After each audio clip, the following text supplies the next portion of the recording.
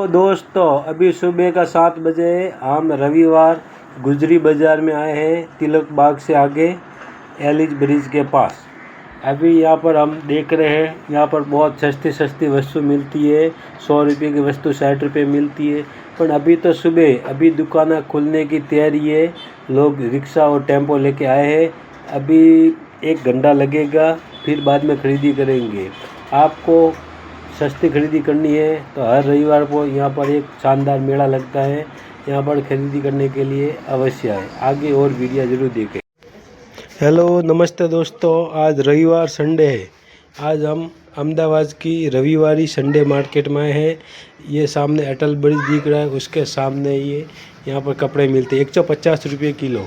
आगे स्टील की प्लेट, थाली, तपेली, बाल्टी बाज़ार में 200 में मिलती है, यहाँ पर 70 रुपये में मिलती है। बच्चों के खिलौने 200-300 वाले यहाँ पर 50 में मिलते हैं।